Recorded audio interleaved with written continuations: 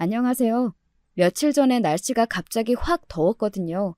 기온도 높고 습도도 높아서 도저히 에어컨 없이는 안 되겠다며 저마다 아우성이었던 지인들과 오랜만에 시원한 카페에서 만남을 가졌어요.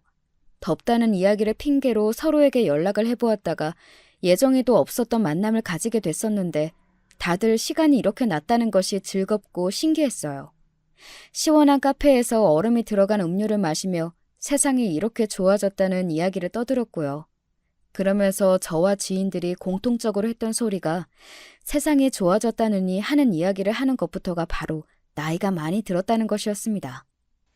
젊은 날은 다 갔고 이제는 나이만 할 일 없이 먹어간다는 게 이런 식으로 티가 나는 것 같다면서 저희는 서로의 얼굴을 보며 웃고 떠들었습니다.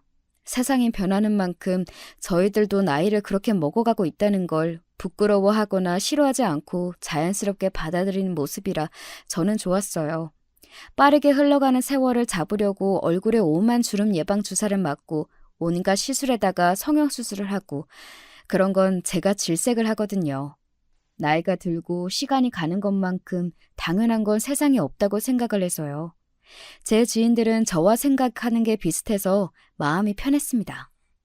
오랜만에 모이게 되었으나 어색한 것 하나도 없이 편하게 이런저런 대화를 나누다 보니까 이런 이야기도 나왔어요.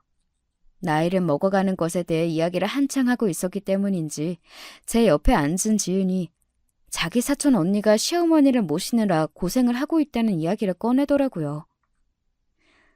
나는 그 사촌 언니하고 워낙 사는 데가 가깝지 않다 보니까 연락도 자주 하는 게 아니라서 설마 그렇게 살고 있을 줄은 몰랐지.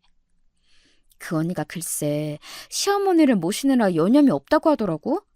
시어머니가 지병도 있고 일단 연세도 많으시니까 혼자서 몸을 거의 못 쓰시는데 그 언니가 그래서 수발을 혼자 다 든대. 수발을 든다는 게 뭐야? 옆에서 시중 든다고? 똥오줌 수발 다 든다는 거지. 어머 진짜? 시어머니 똥오줌 수발을? 아니 지금이 뭐 옛날도 아니고 요즘 세상에 또 그런 며느리가 다 있나? 시어머니가 똥오줌도 아예 못 가리시나 보네. 그렇지. 그러니까 똥오줌 수발을 드는 거겠지. 기저귀를 언니가 다 갈아주고 있대. 미쳤나 봐 세상에. 우리나라에 요양병원이 몇 개인데 그런 곳에서 안 모시고 대체 뭐 하시는 거래?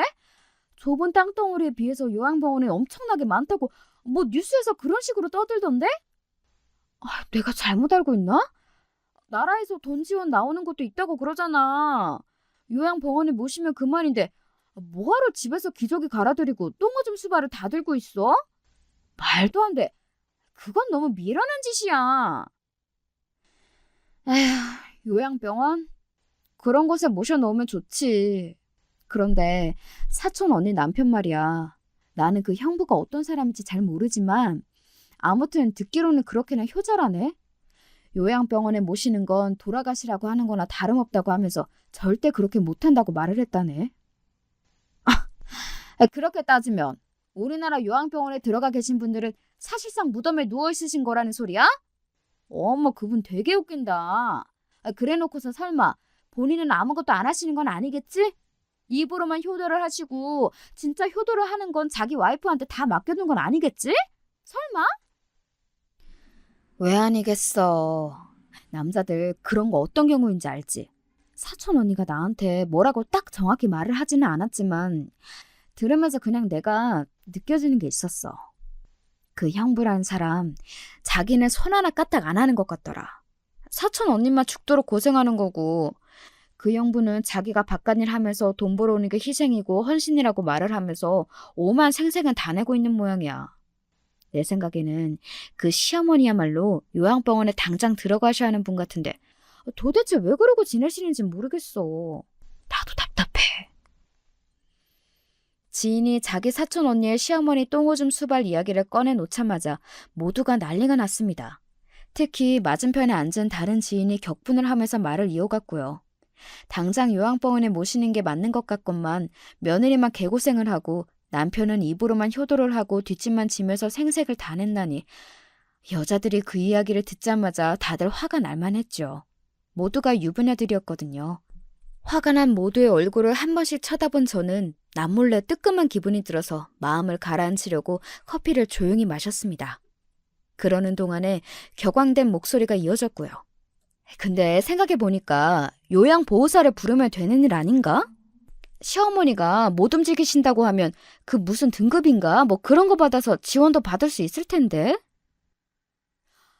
맞아, 그래. 돈 거의 안 들이고 부르는 방법도 있을걸? 정 그렇게 요양병원에 시어머니를 못 보낼 것 같으면 집에 입주 간병인을 아예 부르는 방법도 있어. 사촌 언니한테 말을 잘해서 더 이상 혼자 독박 간병 같은 것 못하도록 해. 건강 다 상하고 몸 망가지는 지름길이야. 나 예전에 치매 노인 계시는 집에 사정이 있어서 몇 번 들를 일이 있었는데 집안에 똥냄새가 은은하게 퍼져 있던 게 너무 충격적이어서 아직도 그게 잊혀지지가 않아. 그래도 그건 꽤 예전이었는데 요즘 세상에 며느리 혼자서 시어머니 똥오줌 수발이라니. 아휴, 듣기만 해도 미치겠다. 꼭 사촌 언니 그분을 설득해서 어떻게 잘 좀 해결을 보라고 해줘. 지인들이 돌아가면서 말을 얹으니까 삽시간에 불쌍하고 미련한 사촌 언니를 둔 주인공이 된 그 지인이 참담한 표정으로 계속 고개를 끄덕끄덕 거렸습니다. 그때 유독 심란한 낯빛을 하고 있던 어느 지인이 조용하게 입을 열었어요. 사실 나도 주변에 그런 사람이 하나 있었어. 나 예전에 직장 동료였던 분인데 그분이 막내라서 모친이 나이가 좀 많으셨거든? 그래서 거동이 힘들고 하여간에 요양병원으로 가셔야 할 상태였는데 모친이 절대 안 가겠다고 그러셨대. 어르신들 중에서는 요양시설로 들어가면 죽어서나 나오지 그 이전에는 절대 살아서 못 나온다고 생각을 하시는 분들이 계셔서 절대 안 들어가겠다고 버티시는 분들이 있다고 그러더라. 시설에 못 모셨으니까 그 자식들이 돌아가면서 수발을 해야만 했지. 그러다가 결국에는 다 나가 떨어졌어. 두 손 두 발을 다 들고 돈이 문제가 아니라 이거는 진짜 사람이 할 수 있는 게 아니라면서 죄다 항복 선언을 한 거지. 막내는 그분이 울며 겨자 먹기로 모친을 돌보시면서 하루에 몇 시간씩 요양보호사 쓰고 이렇게 지내시다가 결국에는 그분도 젊은 나이에 관절 망가지고 스트레스로 머리 다 빠지고 그래서 모친을 거의 방치하게 되셨던 것이지. 형제들하고 상의를 더해서 아예 24시간 간병인을 쓰는 것으로 그렇게 하자면서 결론이 났던 것으로 나는 알고 있어. 이런 걸 보면 요양병원에 어르신을 모시는 건 당사자의 의사도 중요하지만 보호자인 자식들의 뜻도 중요한 것 같아. 거기까지 듣고 나니까 다들 수발 문제가 너무 현실적인 부분으로 와닿아서 한숨들을 쉬게 되었고 어느새 이야기는 긴 병에 효자 없다는 속담이 괜히 있는 게 아니라는 것으로 흘러가기 시작했습니다. 다들 시댁이니 친정이니 상관없이 어느 쪽이든 노인들 치매 오는 게 가장 무섭고 걱정된다면서 불안한 눈빛을 내기도 하였고요. 그 가운데에서 제가 가장 조용했던 듯 싶습니다. 시어머니의 똥오줌 수발을 들어야 하는 며느리의 입장, 그걸 제가 몰라서 짐작하기 어려워서 그런 이유로 조용히 있었던 것은 아니에요. 오히려 너무 잘 알기 때문에 함부로 입을 떼기가 어려웠던 것이죠. 지인의 사촌 언니가 처한 상황, 그게 어떤 것인지 적어도 저만은 100% 완벽하게 이해할 수 있다고 말을 하는 게 가능했습니다. 그건 어림짐작으로 가능할 수 있는 영역이 아니에요. 그렇게 사는 남의 모습을 보았다고 해서, 실감나는 경험담을 들었다고 해서 그걸 안다고 말을 할 수는 없습니다. 직접 겪어보기 전에는 절대로 알 수 없는 게 똥오줌 수발을 드는 생활이니까요. 집에 와서 현관문을 딱 열고 들어가는 순간부터 대변 냄새가 코끝으로 날아들어오고 직접 기저귀 한번 갈아들인 적도 없으면서 그놈의 주둥이로만 효도를 하고 성심을 다하는 작자들은 반드시 있고 스스로 거동을 할 수 없는 환자를 위해서 돈이 다달이 들어갔고 돈이 우습게 느껴질 정도로 시간은 더더욱 쏟아야지만 환자를 감당할 수가 있지요.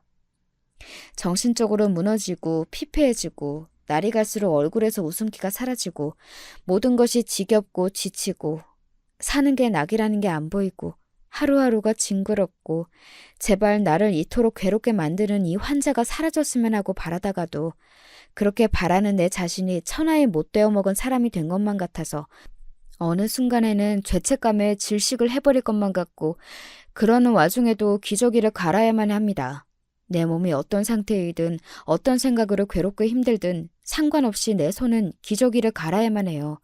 때마다 식사를 차려내야 하고요. 사람이 입으로 먹고 나면 그 입에는 세균이 퍼지지 않겠어요? 그러면 또 양치를 시켜야 합니다. 거동도 못하는 환자가 혼자서 화장실에 가서 교양 있게 양치를 할 리는 없죠. 물을 떠오는 것을 시작으로 양치시키기라는 힘들고 지겨운 과정이 시작됩니다. 그냥 평범하게 뒤척이면서 자고 일어나서 움직이고 이러는 사람들은 절대 모르겠지요. 사람의 몸이라는 건 한 자세로 누워있으면 피부가 짓무르기 시작합니다. 그래서 그 몸을 수시로 뒤집어주면서 자세를 바꾸어주고 머리부터 발끝까지 다 보면서 관리를 해줘야 돼요. 그냥 씻길 때가 돼서 씻겼다고 하고서 끝나는 게 아닙니다. 옷을 갈아입혔다고 해서 끝나는 게 아니라 환자가 누워있는 침구도 세탁을 해야 하지요. 도무지 끝이라는 게 없어요. 조금의 게으름만 피워도 집에 똥오줌 못 가리는 환자가 있는 티가 단번에 나게 됩니다. 똥냄새, 오줌 냄새 그런 게 풍기는 건 아주 금방이에요. 지인 한 명의 말 맞다나 요양시설에 들어가면 죽어서 나온다는 게 틀린 소리는 아닙니다. 어찌 보면 정확하다고 할 수도 있지요. 몸도 아프고 늙어서 기력도 없는데 그런 낯선 곳에 가서 지내다가 죽는다면 환자 노인분들 입장에서는 싫으실 만도 합니다. 이해해요. 하지만 간병하다가 젊은 며느리의 건강은 물론이고 그 인생까지 박살날 수도 있다는 일이라는 것도 이해를 받아야 한다고 생각이 들더라고요. 제가 이 모든 것들을 어떻게 다 알고 있는가 하면 제 과거에 답이 있었습니다. 지인들의 이모저모를 들으며 다시 입가로 가져간 커피잔 속에 식어버린 커피가 유독 쓰더라고요. 쓴맛 가득한 저의 과거 이야기를 함께 앉은 지인들이 대충 알기는 하여도 속속들이 사정을 알지는 못했습니다. 저는 아주 평범한 집에서 태어났습니다. 적당히 지지고 볶고 사는 대한민국 서민 가정의 표본이었죠. 하지만 제가 중학교 때 아버지가 교통사고를 크게 당하시면서 일상이 무너져 내렸어요. 아버지가 저희 집의 기둥이셨음을 그때 제대로 실감하게 되었습니다. 든 자리는 몰라도 난 자리는 아는 법이라고 하더니 정말 그렇더라고요. 아버지가 병원에 누워 계시니까 저희 가족은 이제 어떻게 해야 하는지를 몰랐습니다. 교통사고도 정말 억울하고 분통하였던 게 아버지는 멀쩡히 신호대기를 하고 계셨건만 웬 정신나간 미친놈이 신호가 빨간불로 바뀌던 그 순간에 어떻게든 지나가려고 속도를 내다가 핸들까지 잘못 틀어서 아버지의 차를 세게 치고 말았던 겁니다. 이왕 신호 위반을 해서 과속을 할 것이면 똑바로 직진이나 잘 갈 것이지 갑자기 핸들을 틀어서 가만히 멈춰서 있던 차를 왜 친단 말입니까? 운전석을 들이받고 난 가해자 차량은 앞부분이 완전히 반파되어 있었어요. 가해자는 꼴랑 경상에 그쳤으나 운전석에 계시다가 차량이 들이받아 크게 다치신 아버지는 거의 생과사 그 기로에 계신 채로 병원에 이송이 되셨습니다. 갑자기 하루아침에 아버지가 죽음의 위기에서 사투를 벌이시며 병원의 중환자실에 계시게 되었다는 사실이 저는 믿어지지가 않았어요. 엄마는 기절할 듯이 우시고 친할머니께서는 병원에 도착을 하시자마자 혼절을 하셨고 고모랑 고모부는 가해자의 친척이란 사람들이 찾아오자 멱살을 잡고 그 병원에서 온 난리를 치셨고 멀리 사는 외가 식구들은 뒤늦게 이모들만 오셨는데 애꿎은 간호사들한테 맛을 돌리며 사태질을 하시고 이 모든 광경에 현실성이란 없어서 꿈만 같았습니다. 그냥 꿈은 아니었고 악몽 말입니다. 누나, 나 내일 학교 안 가면 안 돼? 그런 상황에서 제 남동생 녀석은 칭얼거리며 떼나 쓰고 있었습니다. 저는 본능적으로 제가 엄마를 대신해야 한다는 사실을 알았죠. 원래 같았으면 저는 사춘기 중학생 소녀였고 남동생은 본격적으로 말을 지지리도 안 들으며 까불대기만 엄청 까불대는 시기에 접어들고 있는 사고뭉치였으니 으르렁거리며 싸울 바에는 차라리 아예 상대를 안 하겠다는 마음으로 서로에게 등을 돌렸던 저희 남매였습니다. 특히나 제가 남동생을 상대 안 해주려고 했었죠. 남동생의 행동이 유치하고 짜증이 났으니까요. 하지만 이제는 남동생의 말을 무시하면 안 될 것 같았습니다. 그래서 꿀밤을 먹여줬어요. 너 죽을래? 지금 우리 집 분위기 몰라? 아파. 그러니까 학교 안 가고 싶다는 거잖아. 이러다가 아버지가 돌아가시면 어떻게 되나 걱정이 되어서 나는 학교도 못 가겠어. 시끄러워. 그건 핑계고. 학교에 안 가고서 실컷 놀기나 하겠다는 네 속셈 내가 모를 줄 알아? 학교에서 숙제 많이 내줬지? 그래서 그거 안 하려는 거지? 아니야, 숙제 없어. 내가 학교에다가 직접 확인할 거야. 너 농땡이 피워서 엄마 걱정하시게 만들기만 해봐. 그러면 넌 진짜 내가 가만히 안 둔다. 가만히 안 두면 어쩔 건데? 엄마도 누나 편 아니고 내 편이거든? 하여간에 얄미운 녀석이었습니다. 유치하고 짜증이 나서 제가 상대를 안 해주려던 게 괜한 것이 아니었던 거예요. 한편으로는 엄마가 저보다 남동생이 편이라는 게 솔직히 틀린 소리는 아니라서 속으로 기분이 상했습니다. 남동생이 더 어려서 그런지 아니면 아들이라서 그런지 그것도 아니면 마냥 해맑기만 한 사고뭉치라서 그런지 저보다 남동생에게 눈길 한 번, 관심 한 번이라도 더 주셨던 게 엄마이셨어요. 그건 사실 아버지도 해당이었고요. 남동생하고 둘이 싸우면 분명히 제가 억울하고 화가 나는 상황인데도 그게 극명하게 딱 보이는데도 엄마는 제 편을 안 들어주실 때가 빈번하셨습니다. 제가 누나이니까 무조건 양보를 하고 참아야 한다는 논리를 앞세우셨어요. 누나이니까 양보를 해야 한다는 말은 그 어떤 사실관계도 무너뜨릴 수 있는 최악의 논리였습니다. 그 앞에서는 제가 그 어떤 불합리함도 따지고 들 수가 없었어요. 누나이기 때문에 양보를 해야 한다는데 제가 그 말에 대고 무슨 반박이 가능했겠어요? 누나로 태어난 게 큰 잘못이고 죄라는 생각밖에는 안 들었죠. 내내 그렇게 살아온 저였는데 아버지의 사고 이후에 그 불문율도 깨지더군요. 기어이 학교를 빼먹은 남동생을 제가 눈치채고 미친 듯이 혼을 냈고 남동생이 다니던 학교에 심지어 제가 연락을 직접 드려서 집에서 학교를 안 보낸 게 아니라 걔가 독단적으로 학교를 빼먹은 것이다 라는 사실도 정확히 알려드렸거든요. 저 때문에 자기의 완벽한 일탈이 망쳐진 것이 화가 났는지 남동생이 저한테 씩씩거리면서 대들었고 그때만 해도 아직까지 제가 신체적으로 위었던 시절이었기에 파리채 하나로 실컷 혼을 내줄 수 있었습니다. 저한테 맞았다면서 남동생이 엉엉 울면서 엄마한테 다 일러바쳤던 거예요. 저는 아차 싶었죠. 남동생한테 말로만 혼을 내도 누나로서 왜 너그러이 굴지 못하냐며 엄마가 저를 나무라셨는데 아예 파리채로 세게 때려버렸고 학교에도 연락을 해서 멋대로 제가 조치를 다 취해버렸으니 저는 힘든 시기에 엄마를 위해서 애를 쓴 것이었지만 그 의도와 상관없이 혼이 크게 날 것이 틀림없었습니다. 이제 제가 엄마한테 최고로 쓰디 쓴 잔소리를 듣겠구나 싶어서 미리 서러워지려던 바로 그 순간이었습니다. 김종은, 너 동생이 되어가지고 누나한테 그래도 돼? 왜 누나를 힘들게 만들어? 안 그래도 누나는 학교에서 공부도 해야 하지, 집안 청소도 해야 하고, 병원도 왔다 갔다 해야 되고, 그러면서 동생도 챙기느라 정신이 없는데 네가 누나한테 착하게 협조는 못해줄 망정 어디 감히 멋대로 굴어? 뭐? 학교도 안 가? 멋대로 학교까지 빼먹고서 누나를 힘들게 하면 돼? 엄마, 왜 나를 혼내? 누나가 잘못한 거잖아. 누나가 나 때렸다니까? 네가 100번 1000번 맞을 짓을 했으니까 맞았지. 네 아버지가 지금 그렇게 계시지만 않았어 봐라. 너는 네 아버지 손에 아예 곤죽이 났을 거니까. 너는 네 누나한테 고마운 줄 알아야 돼. 알았어? 누나가 잘못한 건데? 이 얘기 아직 정신을 못 차렸네? 얘 종수가 너 옆집에 가서 회초리 좀 빌려와라.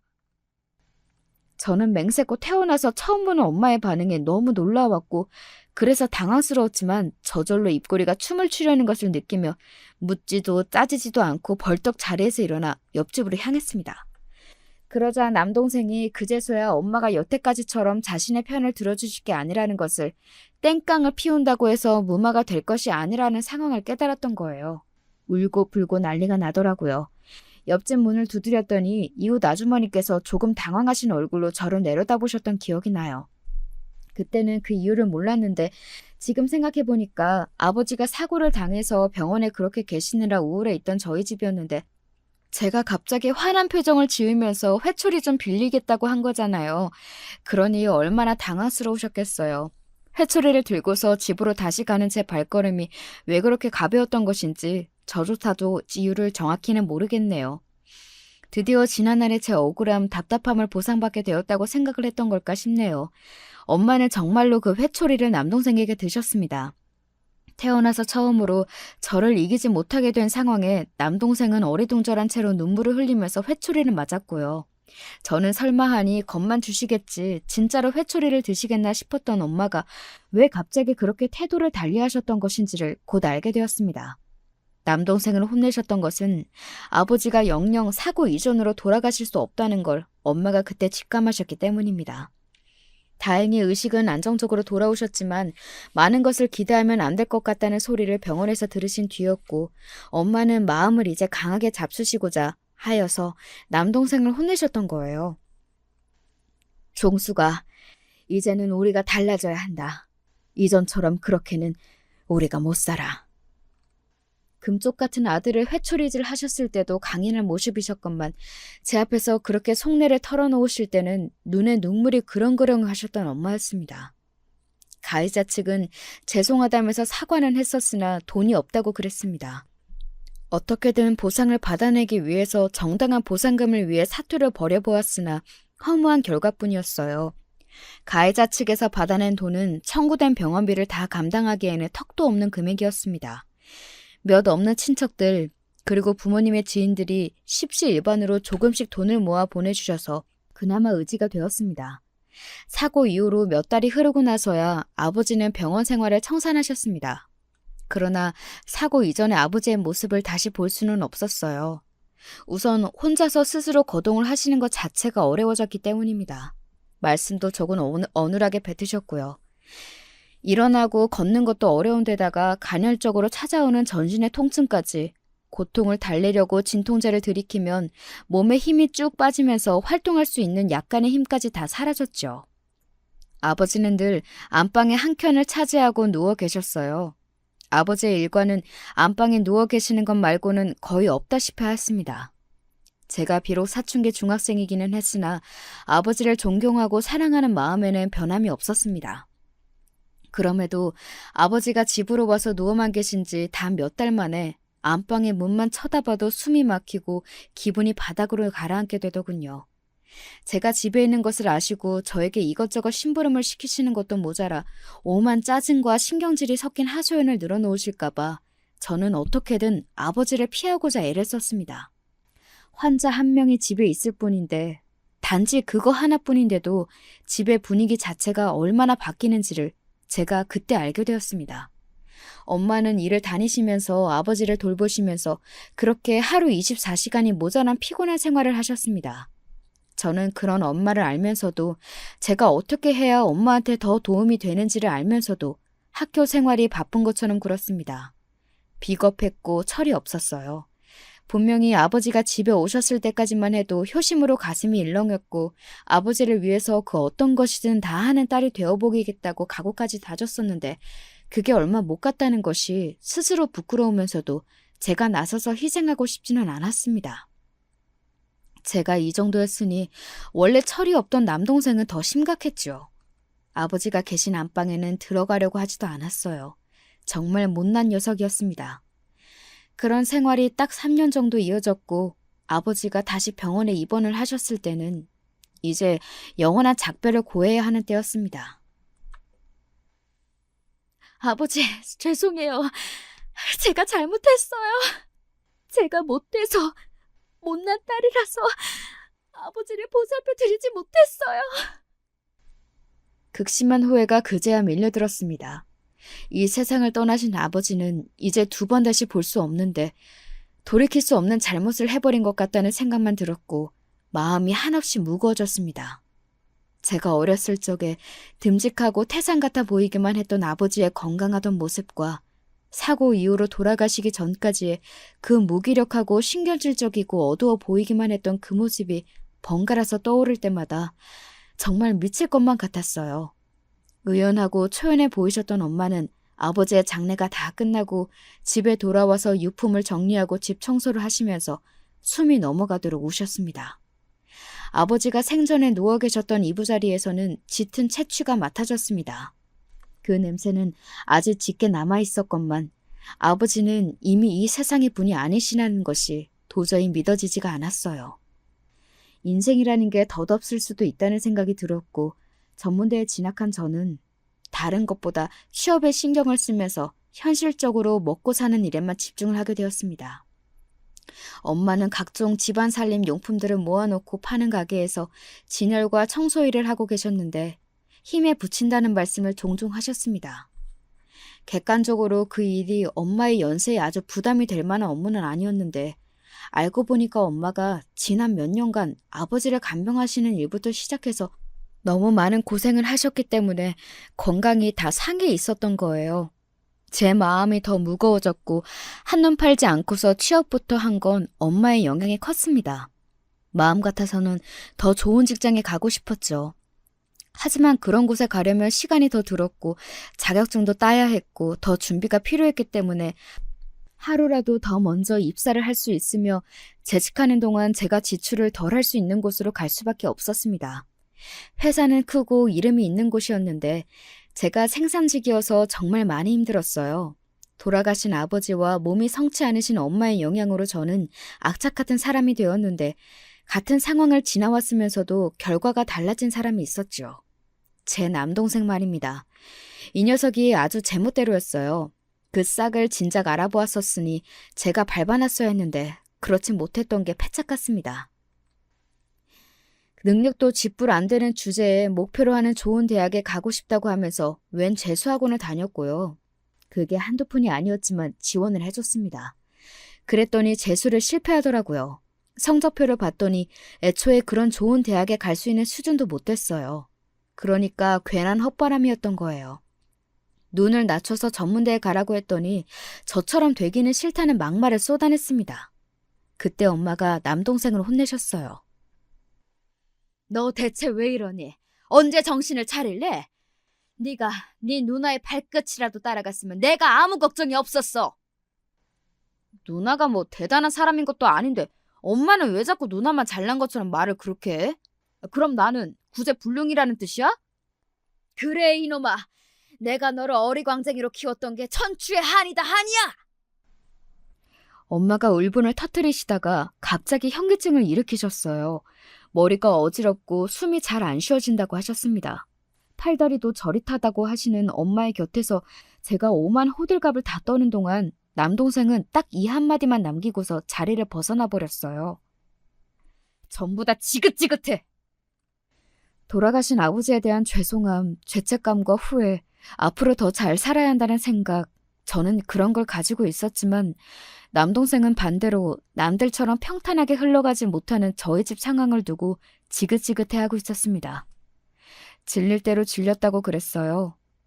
그때 남동생과 완전히 틀어져 버렸고 안타깝게도 그 녀석이 결국은 대학도 못 갔습니다. 전문대라도 갈 걸 그랬다고 후회할 때가 되었을 때는 이미 늦은 때였지요. 게다가 남동생이 사고를 쳐서 일찍 결혼도 해버렸거든요. 남자 나이 24세 아이가 생겨서 결혼을 해버렸으니 정말 기가 막힌 일이었습니다. 제 올케는 남동생보다 심지어 2살 어렸고요. 대학은 안 나왔습니다. 친정이 지방의 소도시입니다. 고등학교를 졸업하고 나서 혼자 상경을 한 뒤 공부를 해서 직장을 잡겠다는 포부를 가지고 살았으나 뜻대로 되지 않았고 아르바이트나 기껏 전전을 했어요. 자취방 월세를 비롯해서 이런저런 생활비를 제하고 나면 아르바이트를 해서 남는 돈도 거의 없었고요. 다시 본가로 내려가야겠다고 생각을 하고 있었을 때 제 남동생을 만났고 사고까지 쳐버렸던 것입니다.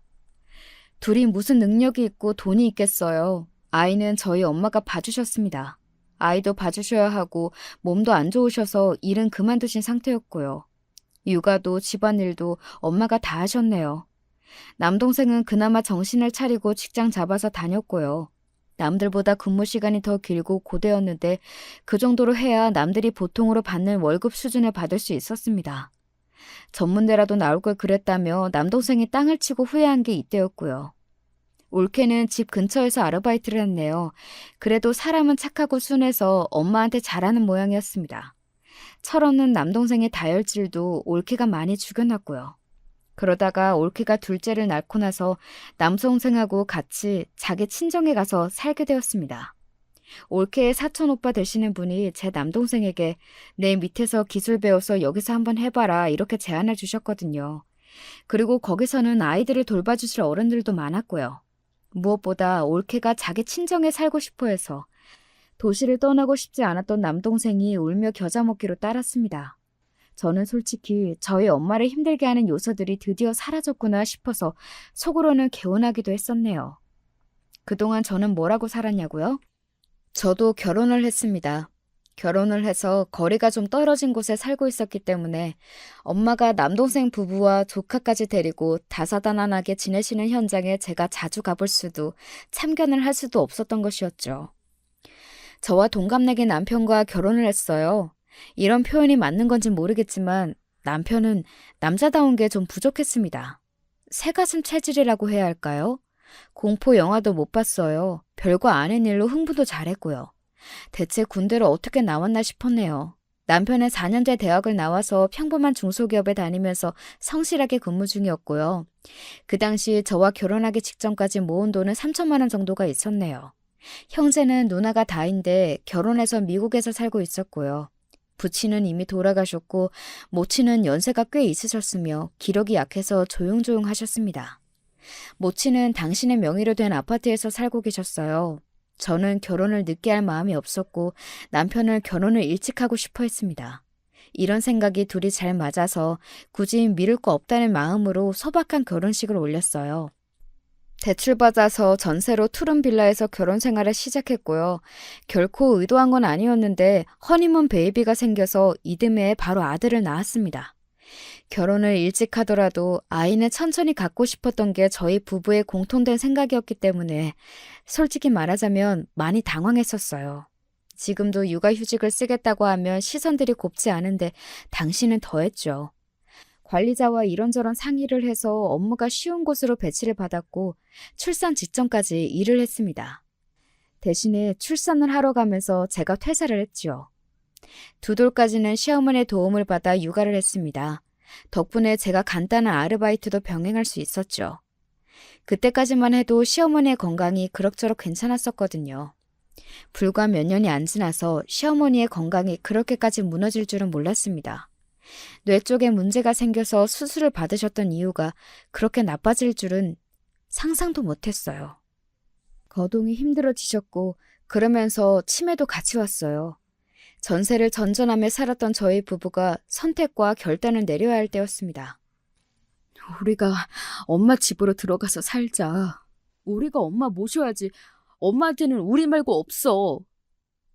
남편이 눈물을 훔치면서 그렇게 말을 하지 않아도 그 방법밖에 없다는 것을 저도 알고 있었습니다. 머릿속으로는 요양시설은 어떨까라는 생각을 떠올려보지 않은 것은 아니었으나 그것도 돈이었고 아들 며느리 부부가 멀쩡히 있는데 대뜸 시설에 모신다는 건 어려웠죠. 시어머니께 육아 도움을 2년 넘게 받은 적도 있었으니까요. 무엇보다도 남편이 절절하게 저한테 간청을 해서 제가 수긍을 하고 말았습니다. 돌아가신 아버지 생각도 나면서 저 스스로도 시어머니를 외면할 수가 없었던 것 같아요. 사실 그때는 제 앞에 어떤 고난의 길이 펼쳐질지 정확히 몰랐기 때문에 그런 용기 넘치는 결정을 내릴 수 있었던 것입니다. 만약에 제가 전적으로 혼자서 시어머니의 똥오줌 수발을 들면서 제 모든 시간을 저당 잡혀서 그렇게 살게 될 줄 알았다면 절대 그런 결정은 못 내렸을 거라고 생각해요. 그 어떤 굳센 각오를 다졌다고 하더라도 무너질 수밖에 없는 것이 거동 못하는 환자의 수발이었으니까요. 게다가 남편이 비협조적으로 나오면서 입만 나불댄다면 더더욱 최악인 것이고요. 처음에는 남편도 저에게 고마워하였습니다. 본인은 비비가 약하고 마음은 더 약해서 시어머니의 수발을 직접 들기 힘들고 여자가 아니라 남자라서 어려운 측면이 있다는 그런 헛소리를 늘어놓으면서도 스스로 민망해하는 구석이 있었어요. 그런데 갈수록 뻔뻔해지더라고요. 어쩌다가 가끔씩 제가 일정이 생겨서 평일 저녁이나 주말 같은 때에 집을 비우게 되면 남편은 오만 짜증을 다 냈습니다. 그럼 내가 집에서 엄마를 봐야 하잖아. 그건 당신이 하는 일인데. 무슨 내가 하는 일이라고 말을 그렇게 해? 나는 밖에서 돈 벌어오는 사람이고 당신은 집에서 엄마 돌보는 사람이잖아. 내 말 맞잖아. 내가 돈 벌 테니까 당신이 다음 달부터 집에서 어머님 봐. 아니, 나는 그러자는 게 아니라 그냥 당신 없이 집에 있기가 싫다는 뜻이었어. 오해하지 마. 제가 나갔다가 오잖아요. 그러면 시어머니의 기저귀를 남편을 갈아놓는 법이 없었습니다. 왜 안 갈았냐고 물으면 몰랐다고 그럽니다. 기저귀에 똥오줌이 들었는지 안 들었는지 그걸 자기가 어떻게 하냐고 꼭 말을 그렇게 합니다. 근데 웃긴 건 냄새는 나니까 집에 창문이란 창문은 다 열어놓고서 그런 지랄을 떤다는 거예요. 처음부터 상황 정리를 잘했어야 했는데 제가 돌아가신 아버지의 생각에 사로잡혀서 시어머니께는 최선을 다하겠다는 마음이 너무 강했던 게 문제였습니다. 이게 1년, 2년 이렇게 지나다 보니까 제가 시어머니를 혼자 돌보는 게 너무나도 당연해지고 말았고요. 온종일 수발을 들고 있으니 밖에 나가서 사회생활을 하기는커녕 정말 아무것도 못했어요. 하루하루가 그냥 너무 지겹고 힘들게 흘러만 갔습니다. 미국에 있는 시누이는 뭘 했냐고 궁금해하신다면 저희 아이를 맡고 있었다는 걸 알려드려야겠네요. 아들을 조기 유학 목적으로 미국에 보냈거든요. 시누이가 자기는 미국에 있어서 제가 혼자 시어머니 때문에 고생을 하고 있으니 아이를 보내면 맡아주겠다고 그랬습니다. 근데 저희 아들이 또 미국 가서 사는 것을 겁도 없이 무조건 좋다고 했던 거예요. 남편은 겁이 나서 자기는 절대로 미국 가서 못 산다고 벌벌 떨었는데 어린아들은 의연하게 태평하게 미국에 가서 영어를 배우고 거기서 살아보겠다고 하였습니다. 제발 가게 해달라고 오히려 저를 졸라댔어요. 아들이 적어도 자기 아빠의 기질은 안 닮았더군요. 차라리 자기 고모의 기질과 비슷하다면 비슷했죠. 심해부는 재미교포입니다. 한국에 잠깐 나왔다가 시누이를 만났고요. 시누이가 미국 가서 살고 싶다고 난리쳐서 결혼을 하게 되었고 미국에 가서 살게 되자마자 임신을 해서 바로 첫 아이가 태어났답니다. 심해분의 가족들은 다 미국에서 살고 있고요. 형편이 넉넉하게 잘 살지는 못합니다. 시누이랑 결혼할 때에는 작게 피자집을 하고 있었다고 해요. 심해부의 양치는 바로 옆 도시에 사셨습니다. 심해부는 3남매 중에 막내이고요. 시누이가 어떤 면에서 스트레스를 받았을지 예상이 가시나요? 자기는 미국에서 아는 사람 없고 영어도 안 되는데 시댁 사람들한테 둘러싸여 살다 보니까 아주 죽을 맛이었던 거예요. 그렇다고 해서 아이를 둘이나 낳고 이미 살고 있는데 그 삶을 되돌릴 수도 없는 것이었습니다. 힘들다고 징징거리며 사는 게 시누이의 일상이었는데 시어머니께서 쓰러지신 이후로도 입을 딱 다물었었죠. 혹여나 저랑 남편이 그렇게 힘들면 한국 와라, 여기에 와서 효도나 해라 이렇게 말이라도 꺼낼까봐 긴장하는 것만 같았습니다. 그러다가 저희 아들을 거기에 보내게 됐던 거예요.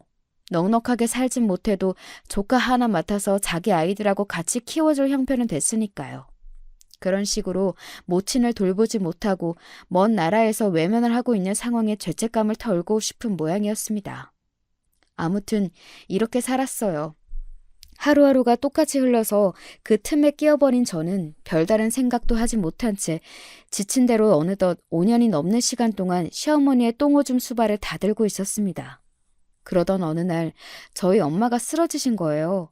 지인분과 시장에 가셨다가 길에서 의식을 잃으셨는데 혼자 계실 때 그러지 않은 게 정말 다행이었죠. 1,000원이었습니다. 연락을 받고 울면서 병원으로 달려갔을 때 결심했어요. 앞으로는 엄마를 제가 곁에서 보겠다고요.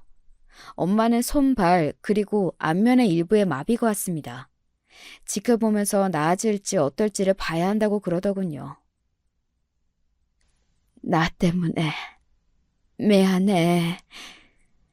입과 근육을 쓰시는 게 편하지 않아서 애를 쓰시면서도 저에게 그런 말씀을 하시는 엄마를 보니까 정말 가슴이 찢어졌습니다. 저는 당연한 이야기를 남편에게 꺼냈고요. 병원에 일단 며칠 더 계시기로 했어. 그리고 퇴원하시고 나면 혼자 계시게 할 수는 없어. 이런 일이 생겼는데 어떻게 엄마가 혼자 계시도록 두겠어? 그러면 어떻게 하자는 소리야?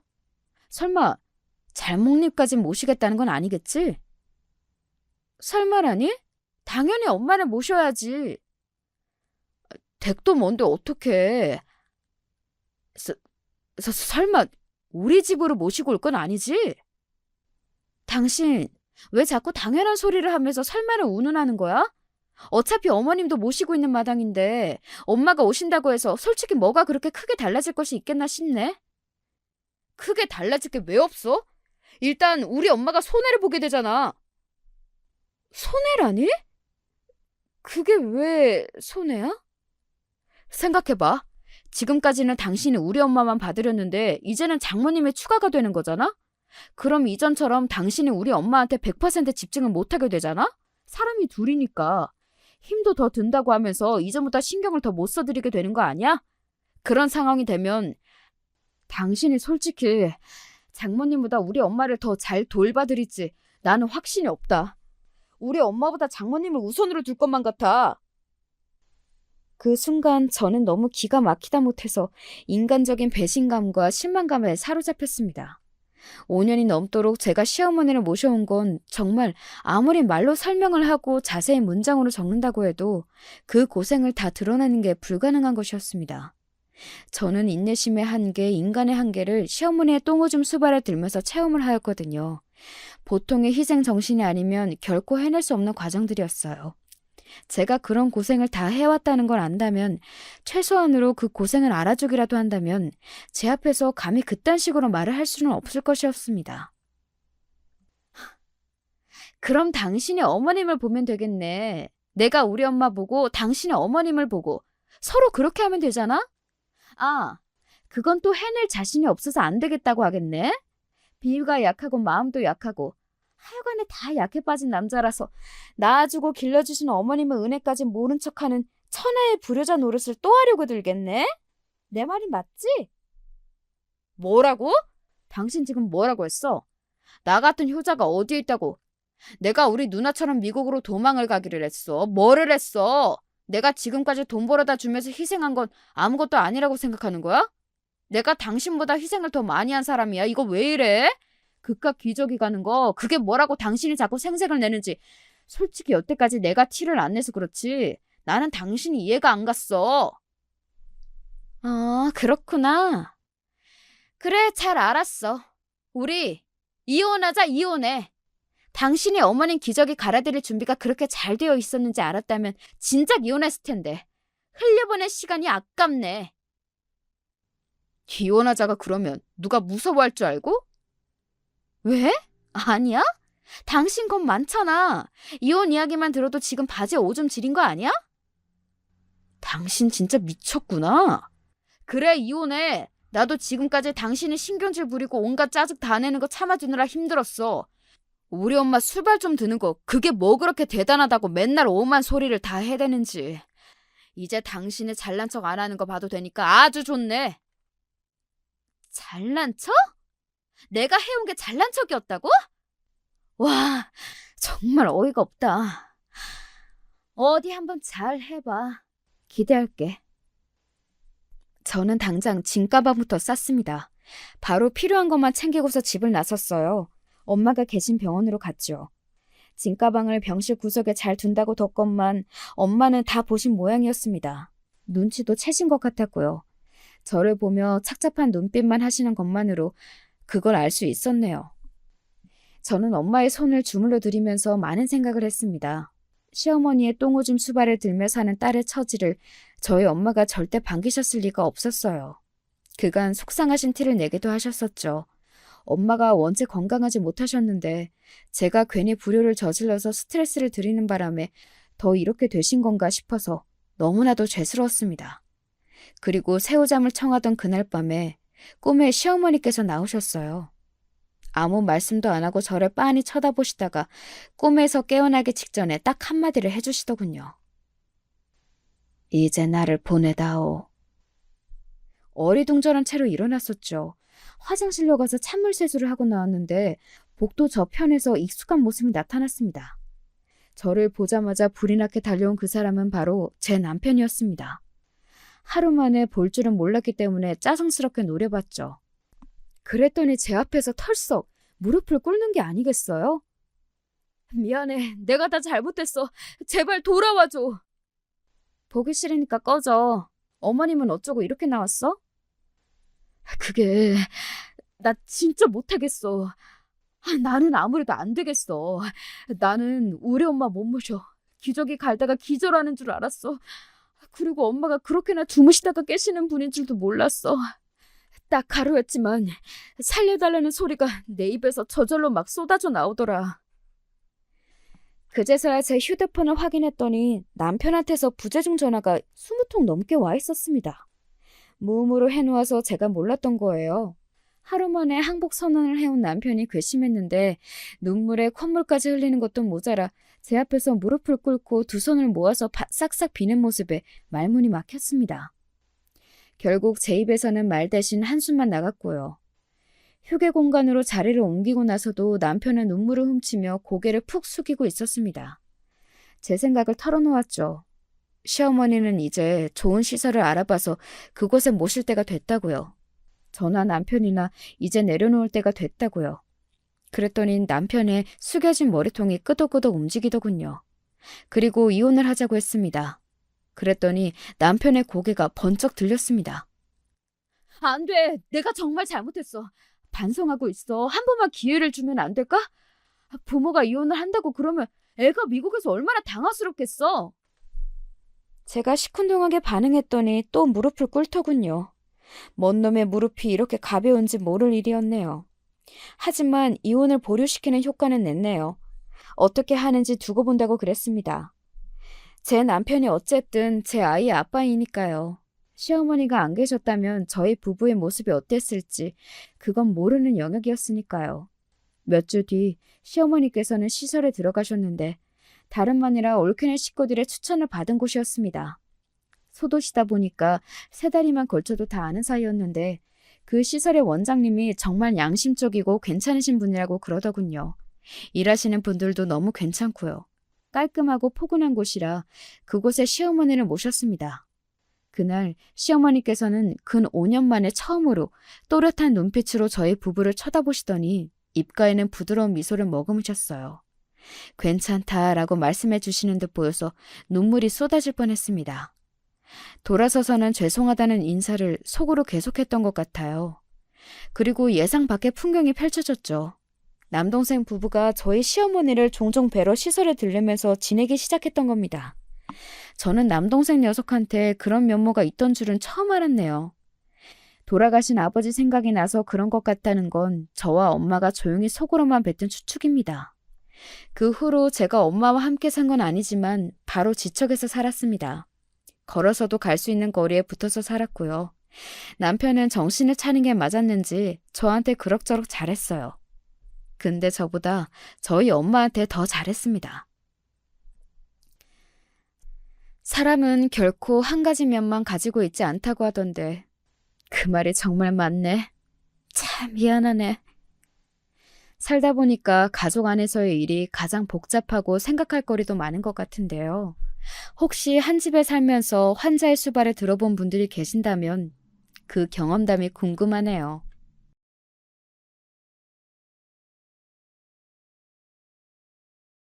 안녕하세요. 저는 40대 후반의 남성입니다. 현재는 서울에 살고 있고 결혼을 한 지는 이제 20년쯤 됐어요. 딸 둘의 아빠입니다. 요즘 사람들이 다들 부러워하는 딸 둘이요. 저희 가족은 참 사이가 좋아요.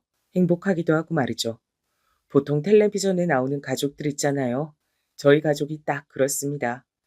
매일매일 많은 대화들을 하고 같이 어딘가로 여행을 가는 일도 잦고 말이죠. 딸들도 큰 반항 한 번 없이 잘 컸어요. 공부도 참 잘해서 첫째는 이번에 한국에서 가장 좋다는 대학에 합격한 상태고 둘째 아이도 전교권의 학생회장이라 큰 걱정이 없고 말입니다. 사람들은 이런 저희 가족을 보고 참 복받았다고들 해요.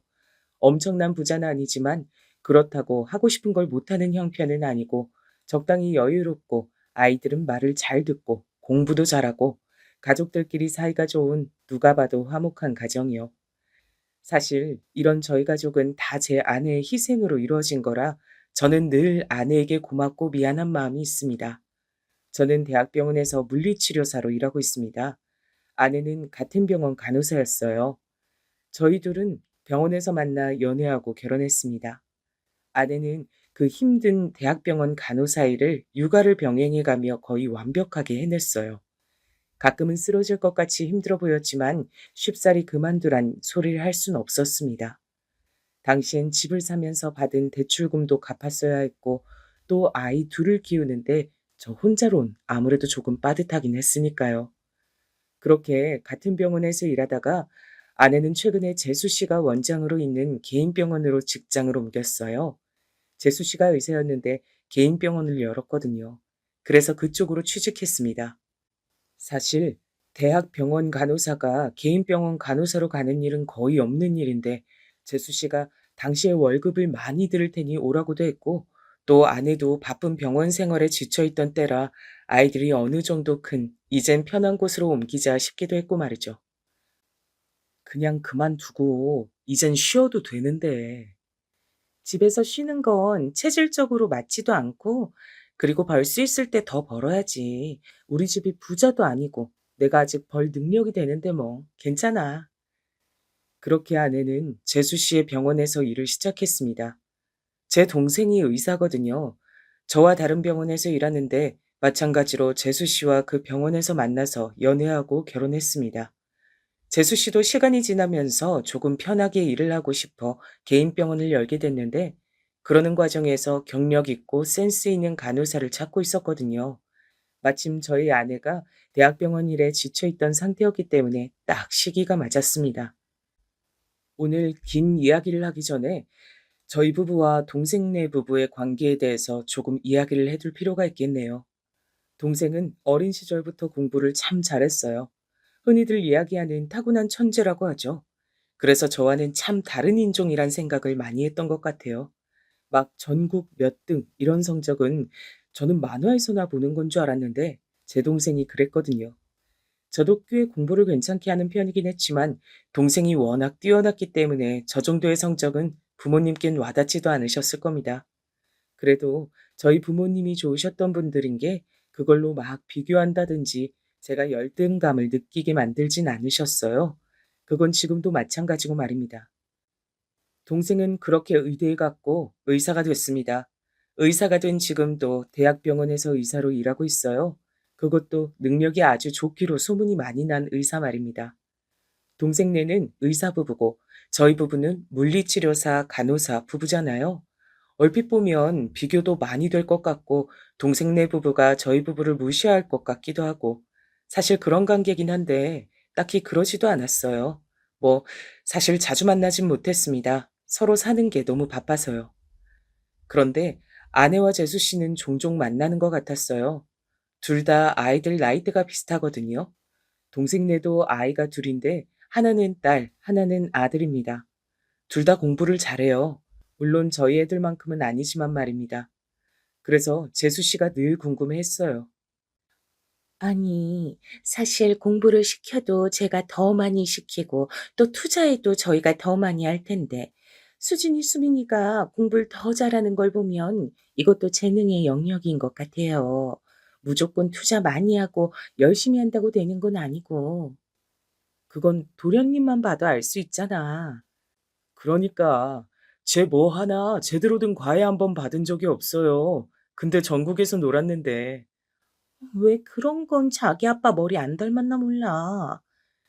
동서, 애들 앞에선 그런 말 하지 마. 그 나이 때 애들은 그냥 아무 소리 아닌 것 같은 말에도 쉽게 상처받더라. 에이, 당연히 애들 앞에선 안 하죠.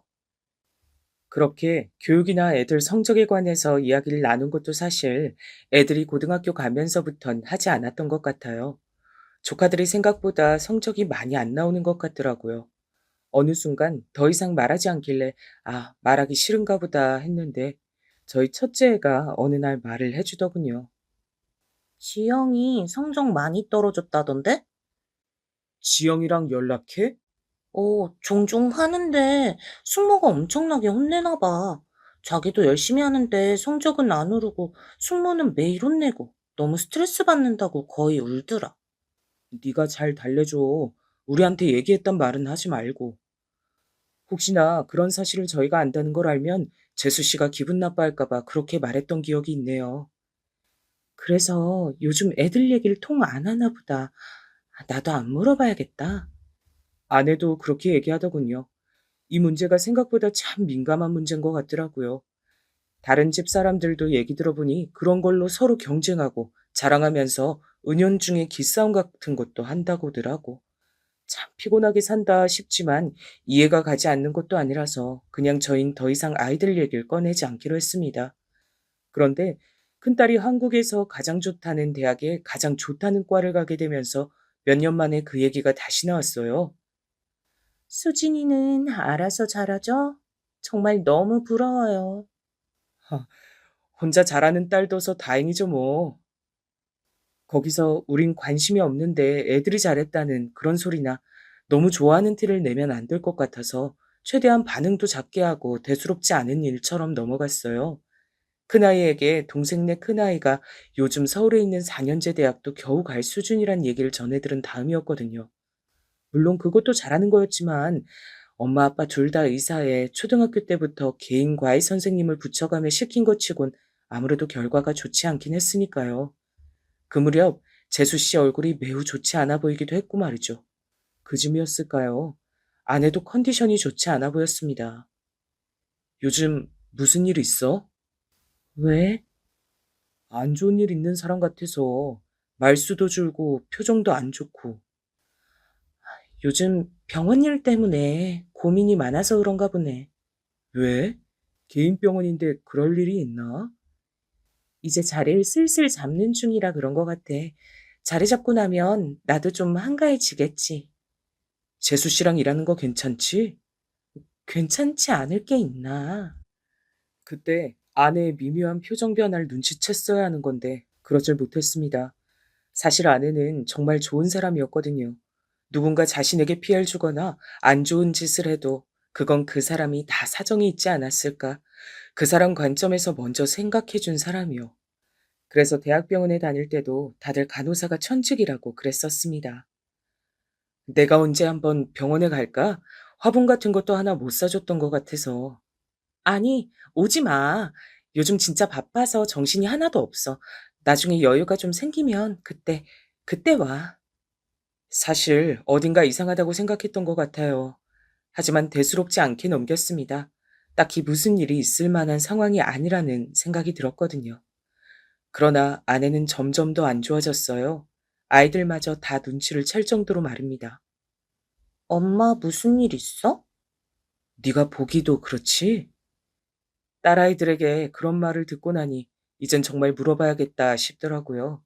그래서 아내에게 물어봤어요. 정말 무슨 일이 있는 거 아니냐고.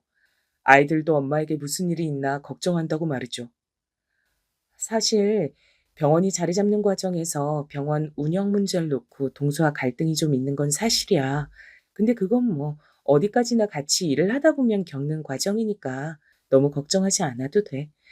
뭐 그런 거랑 병원이 바쁜 것 때문에 여러 가지로 피곤해서 그런 거니까.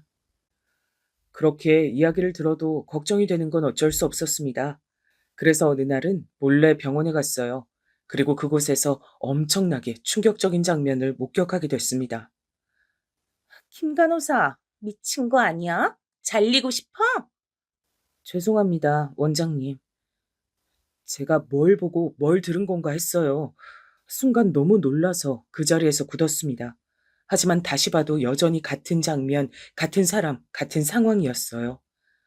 진짜 일을 못해도 정도가 있지. 언제까지 이럴 건데? 어? 내가 봐주는 것도 한계가 있는 거 몰라? 열심히 한다고 하는데 너무 죄송해요.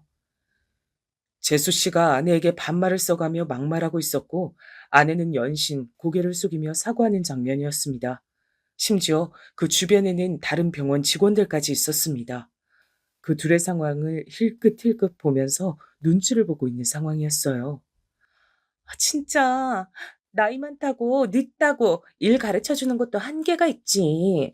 이런 식으로 자꾸 실수하면 모두가 일을 더 해야 하잖아. 대체 정신을 어디다 팔고 다니는 거야? 왜 이렇게 멍청해?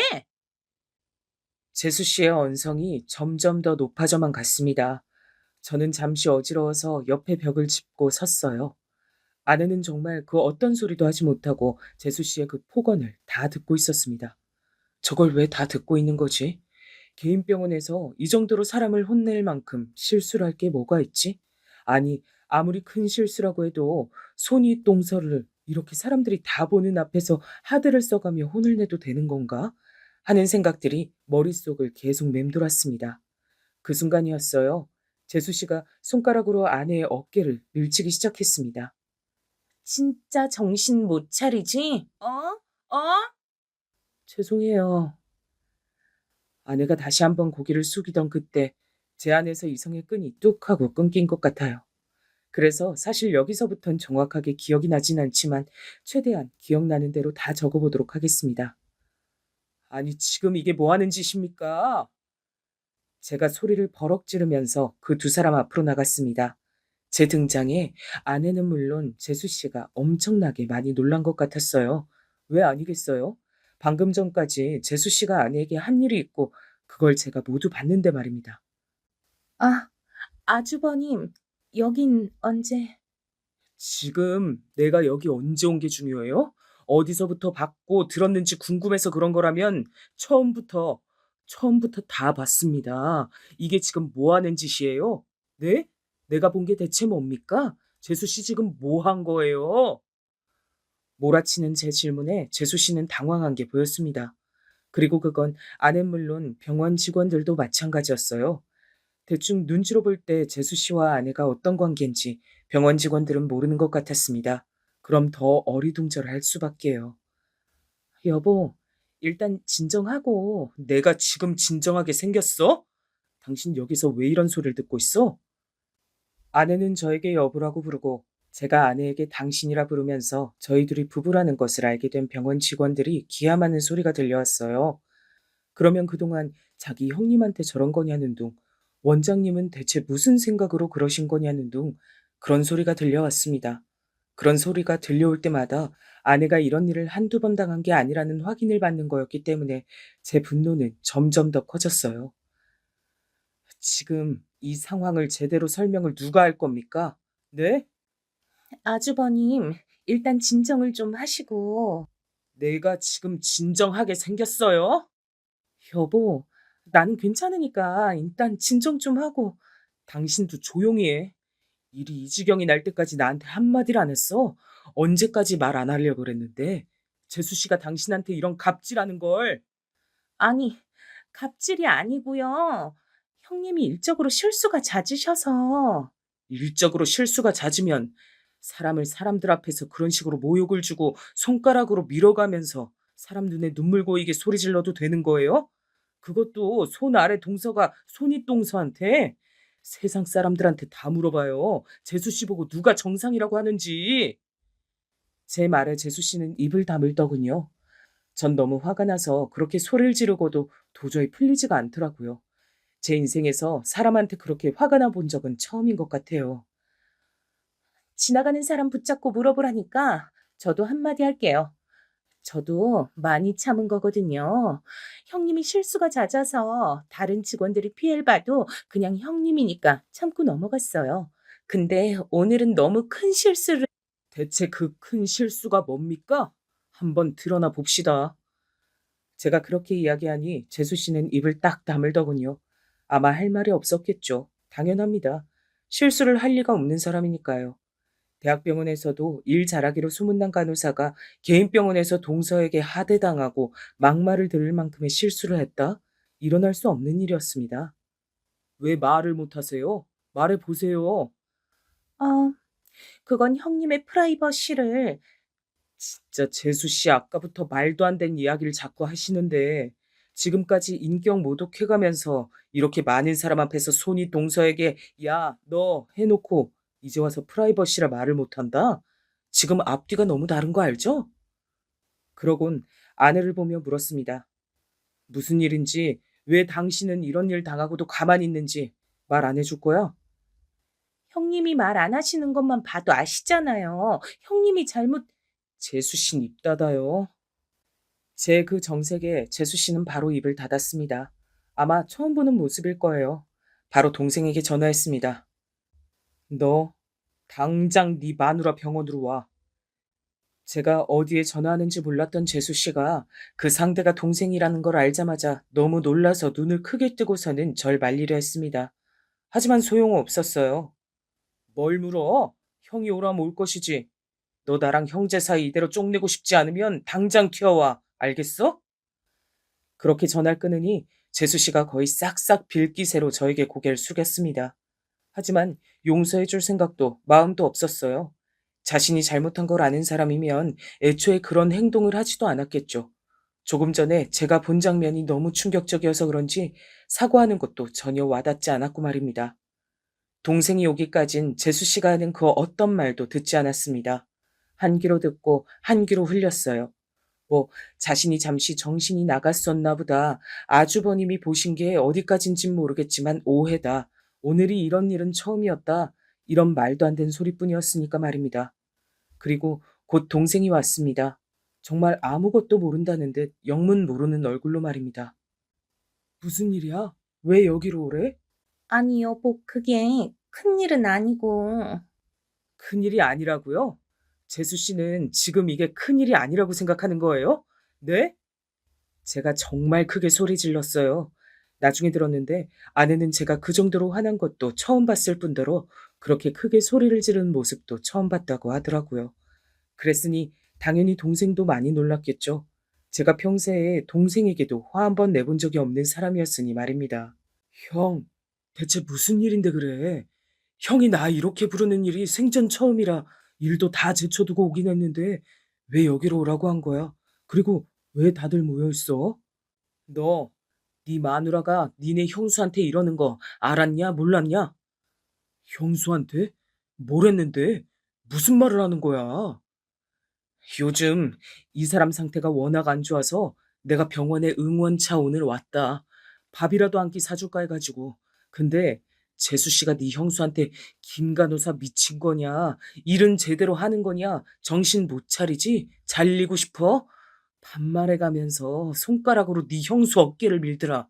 아니, 아무리 죽을 죄를 지었을지언정 지 손이 돈사한테 이게 말이 되니? 어? 너 알았어? 동생은 제가 말을 하는 내내 무슨 말을 하는 건지, 자신이 무슨 말을 듣고 있는 건지 도통 모르겠다는 얼굴이었습니다. 그러곤 제 말이 끝나자 자기 아내를 가만히 바라봤어요. 이게 무슨 소리야? 당신 이게 다 진짜야? 아니, 그게 여보. 형이 하는 말이 진짜냐고? 동생이 소리를 확 질렀습니다.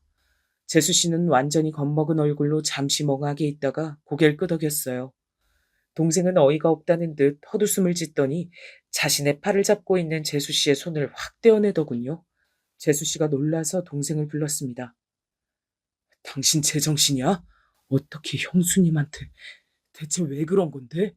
무슨 이유인데? 이유라도 좀 알자. 아, 그게. 재수 씨가 말하기 곤란해하며 입술을 깨물었습니다. 물론 그 어떤 이유라도 납득이 안 되겠지만 그래도 이유는 있을 거 아니야.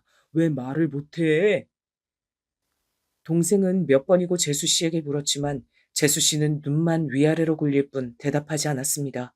그러자 동생은 뒤를 확 돌아 이 모든 상황을 바로 직관 중인 병원 직원들에게 다가갔어요.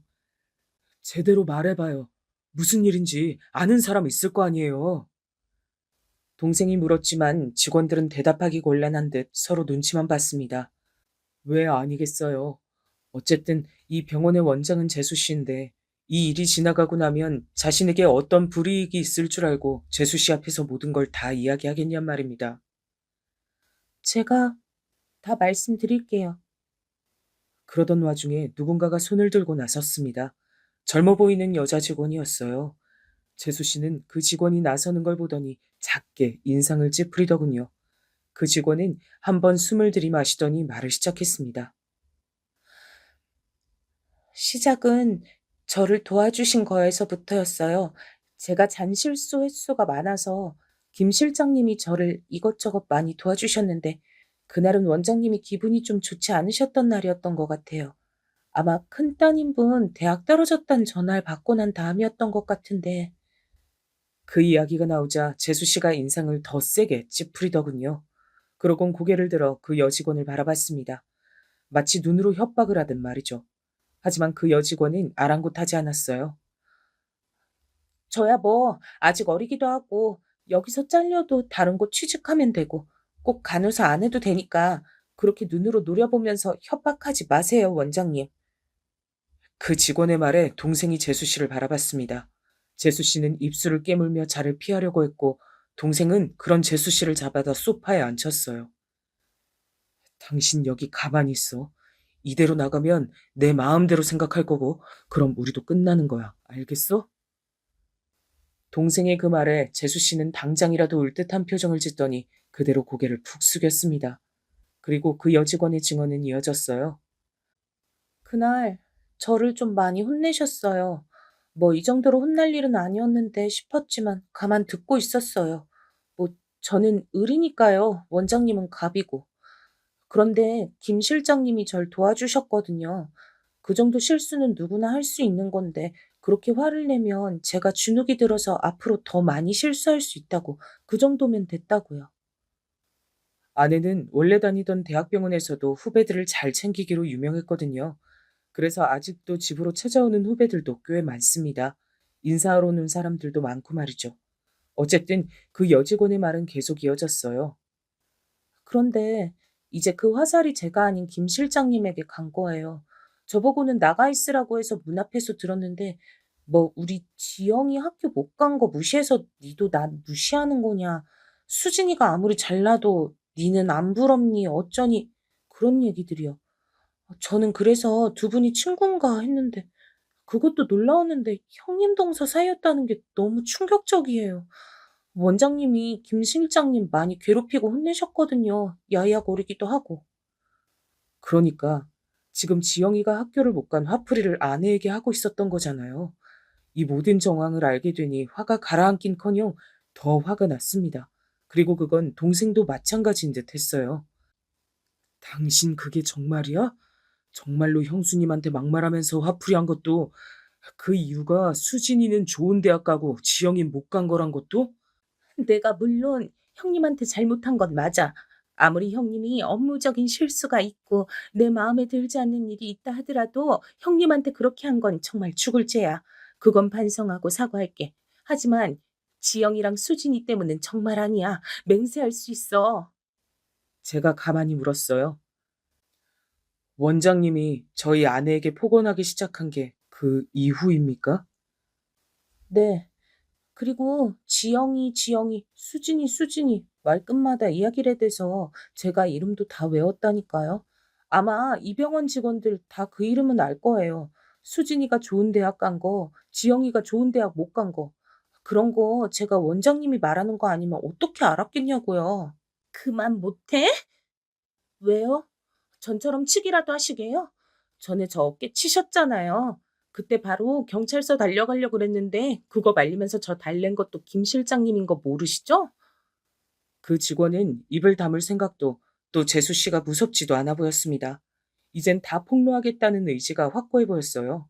원래 그런 사람들은 그 누가 뭐라고 해도 막을 수 없잖아요. 그 직원의 입에서 나온 이야기는 상상을 초월했습니다.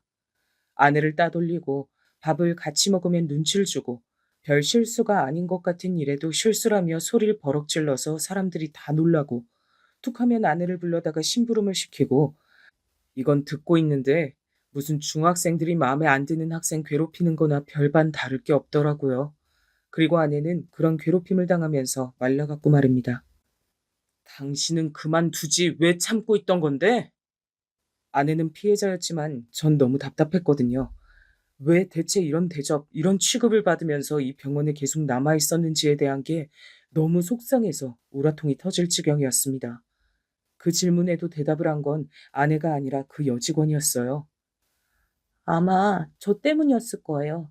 제가 집이 힘들다 그래서 일 그만 못 둔다고 김 실장님에게 얘기한 적 있거든요.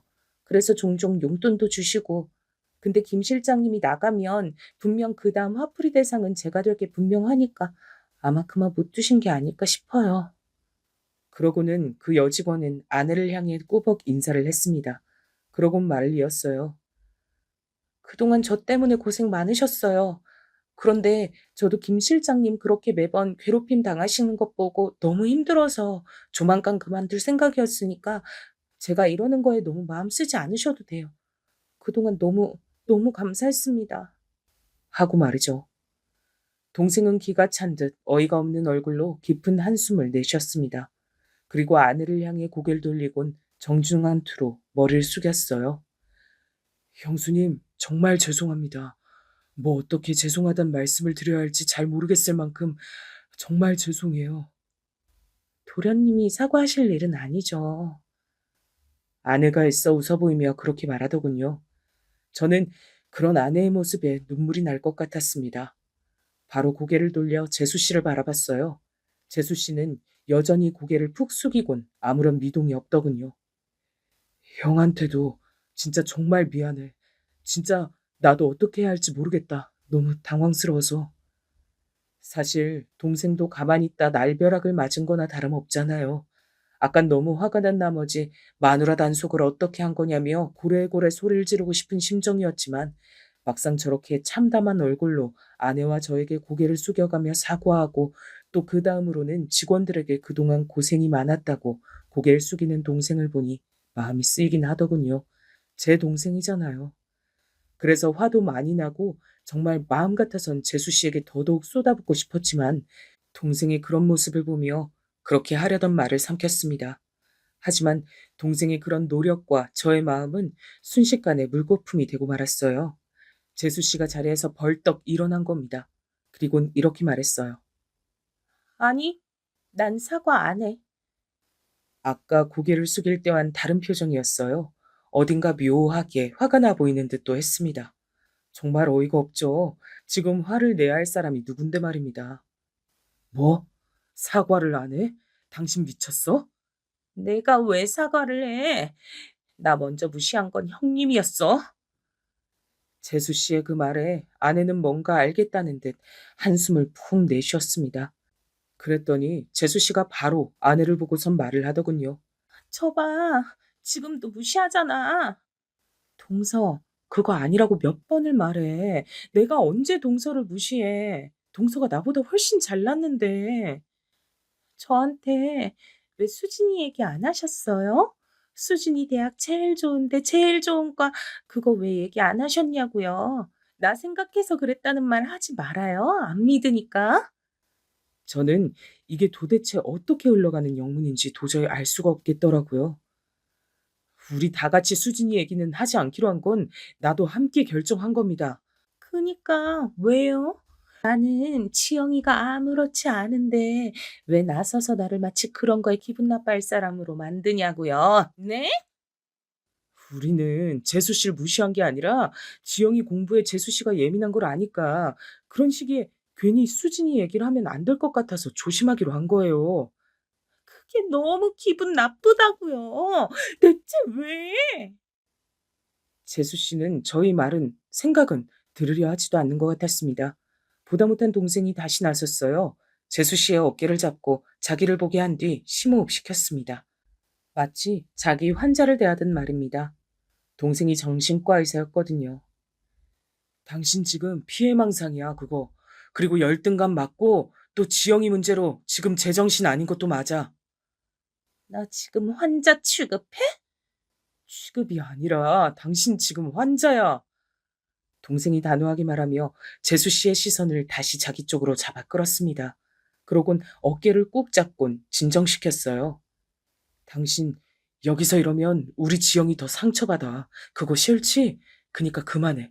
집에 가서 나랑 얘기해. 어? 동생은 이번엔 달래더군요. 아무래도 재수 씨 정신 상태가 온전하지 않은 것처럼 보였습니다.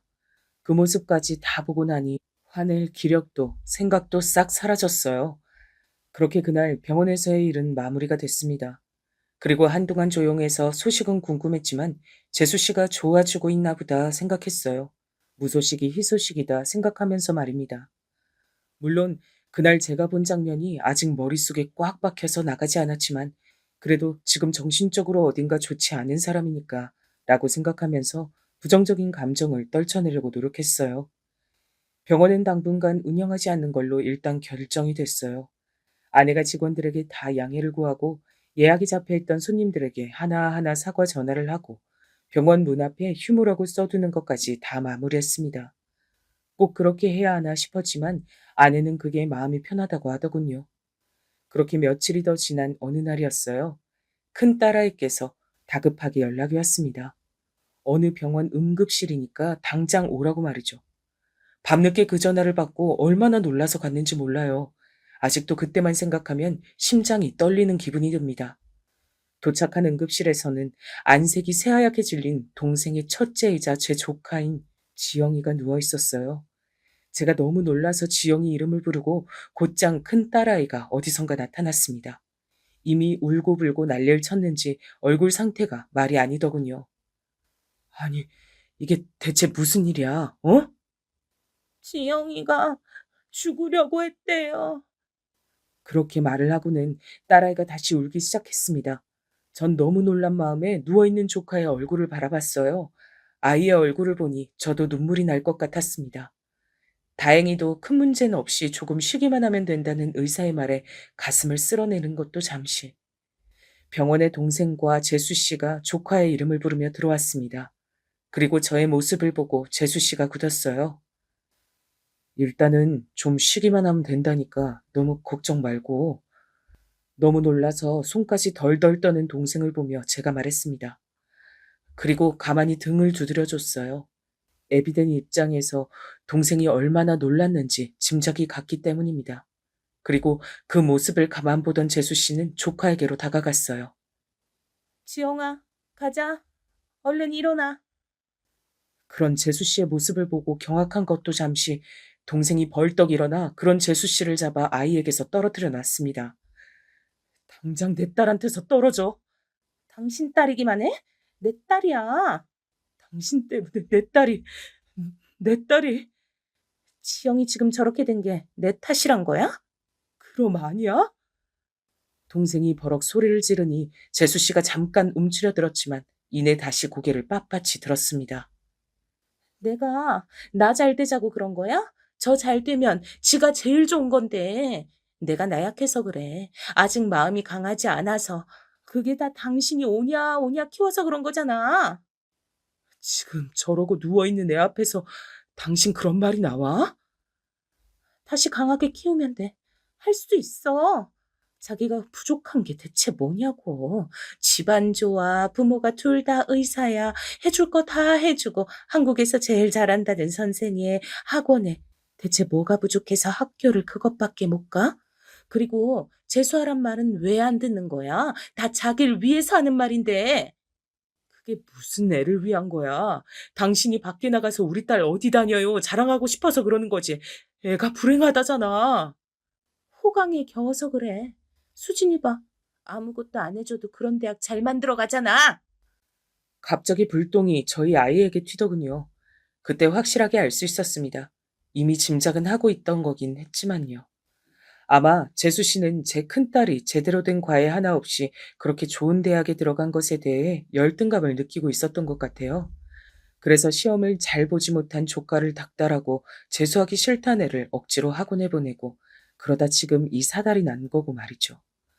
그 모든 상황을 이해하고 나니 조카가 너무 안 됐다는 생각이 든과 동시에 다시 저 집으로 돌려보내면 안 되겠다는 생각이 들더라고요. 동생과 재수 씨가 한참을 싸우다 병원 관계자들이 조용히 해달란 얘기를 해오고 입을 다물었을 때 제가 동생에게 가서 이야기를 했습니다. 지영이 당분간 우리가 데리고 있을게. 정말 형이 그래주면 난 정말 고맙지. 정말 정말 고마워. 재수 씨가 다시 한번 안 된다고 난리를 치는 걸 동생이 끌고 나가 설득을 했습니다. 설득했는지 협박했는지 뭘 했는진 몰라도 다시 돌아왔을 때 재수 씨는 그 전보다 많이 조용해져 있었어요. 그리고 조카를 우리 집으로 데리고 가는 걸 허락했고 말입니다. 조카는 깨자마자 자신의 엄만 보기 싫다는 듯 시선 한 번 주질 않더라고요. 그리고 우리 집으로 간다는 말에 굉장히 반색했습니다. 그런 모습을 동생은 슬프다는 듯 바라봤고 말이죠. 손님방으로 비어있던 방에 새 이불을 깔고 보일러를 틀었어요. 그리고 저희도 조카가 잘 적응할 수 있게 도왔습니다. 당장 힘들면 학교고 공부고 아무것도 하지 말라고 얘기하면서 말이죠. 그렇게 조카는 아무것도 하지 않고 얼마간 쉬기로 결정을 내렸습니다.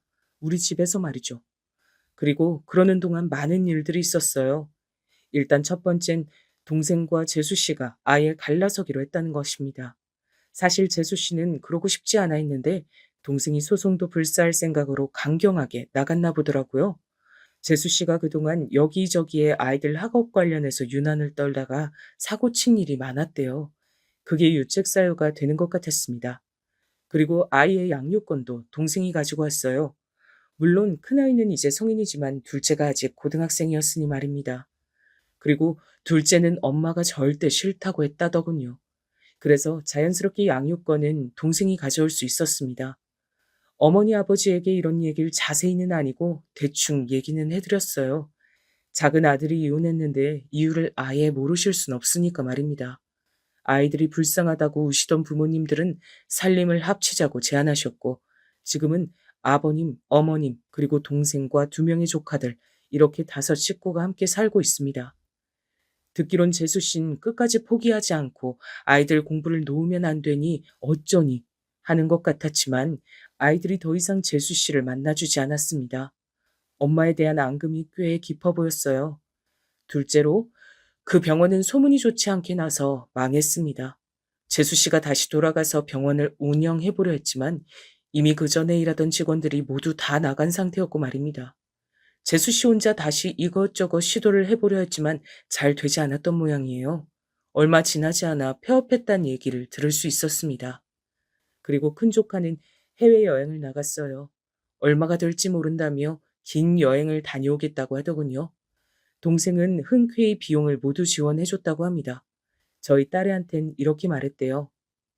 자기가 정말 하고 싶은 게 뭔지 모르겠대. 엄마가 하라는 대로만 하고 살아와서. 그래서 여행 가서 자기가 정말 좋아하고 하고 싶은 게 뭔지 찾아온댔어.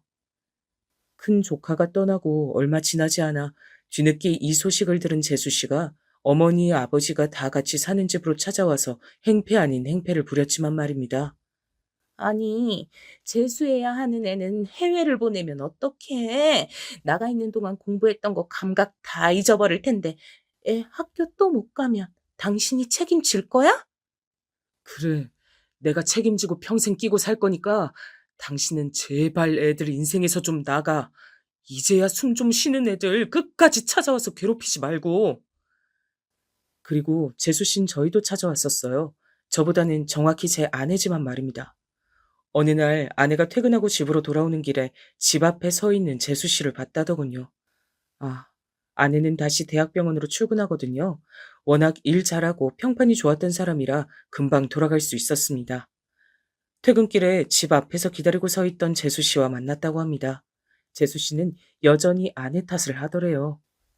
그때 형님만 아니었어도 전 이혼도 안 했고 애들도 절 떠나지 않았을 거예요.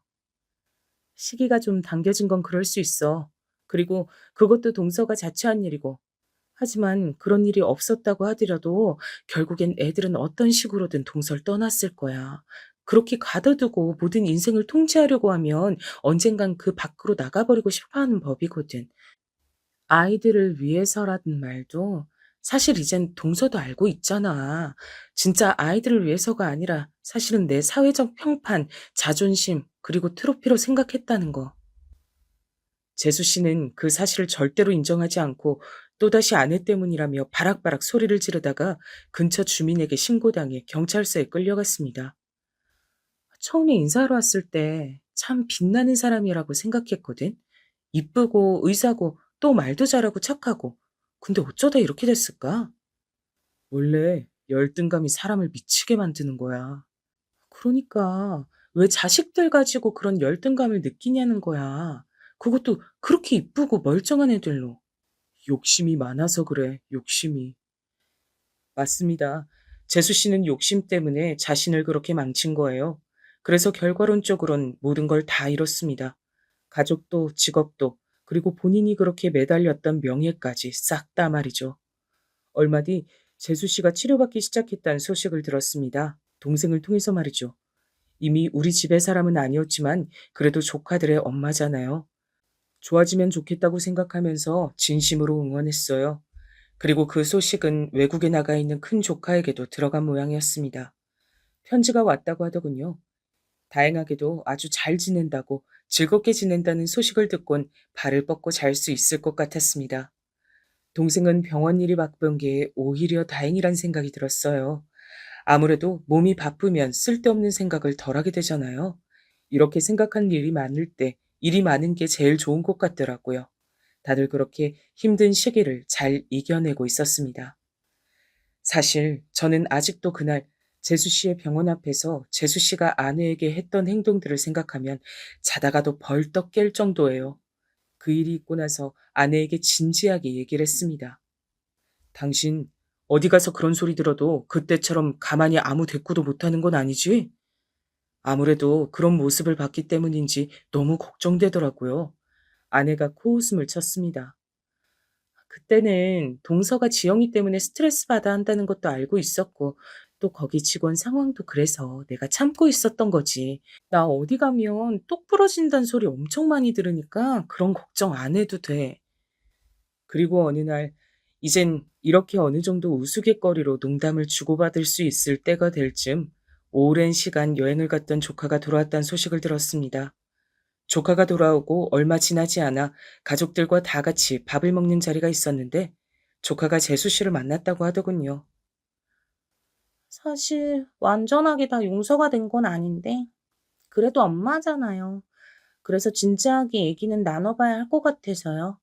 만약에 더 이상 만나지 않겠다는 결정을 하게 되더라도 말이죠. 그러곤 재수 씨를 만나서 많은 얘기를 나눴다는 말을 들을 수 있었습니다. 재수 씨는 많이 변했다고 하더군요. 하던 일이나 원래 살던 곳에서 벗어나 물 좋고 공기 좋은 한적한 마을에 터를 잡았다고요. 그곳에선 누군가와 비교할 일도 없고 자신이 누군지도 몰라서 마음이 너무 편하다고 말이죠. 엄마가 편해진 것 같아서 저도 보기 좋더라고요. 경쟁하는 분위기에 휩쓸려 본인도 그렇게 공부해서 성공했고 그게 아마 아이들의 행복을 위한 길이라고 생각했을 겁니다. 하지만 아이들은 그런 환경 속에서 너무 불행했고 상처를 많이 받았어요. 그 때문에 가족 간에 되돌리기 힘든 감정의 골이 생긴 거고 말이죠. 어떻게 보면 재수 씨도 사회의 시스템이 낳은 피해자라고 볼 수 있다는 생각이 들었습니다. 그런 환경에서 자라와서 그렇게 된 거니까 말입니다. 물론 가장 큰 상처와 피해를 입은 건 아이들이지만요. 물론 아직은 동생은 재수 씨를 용서할 수 없다고 했어요. 나는 그 여자 얼굴만 보면 그날 응급실에 누워있던 지영이 얼굴이 떠올라서 견딜 수가 없어. 그런 동생에게 무리해서 얼굴을 볼 필요가 없다고도 말해줬어요. 오늘 제 얘기는 여기서 끝입니다. 물론 엄청나게 시원한 사이다 엔딩이나 해피엔딩은 아니지만 그래도 많은 분들이 들어줬으면 하는 이야기라 사연을 보내게 됐네요. 요즘 같은 경쟁 사회에서 가족의 소중함까지 잃어가고 있는 분들이 많을 것 같아서 말입니다. 그 어떤 것도 내 가족의 행복보다 중요한 건 없다는 생각을 언제나 하고 또 그 행복은 누군가가 찾아주는 게 아니란 것만 알면 어떤 힘든 길도 잘 헤쳐나갈 거라고 생각합니다.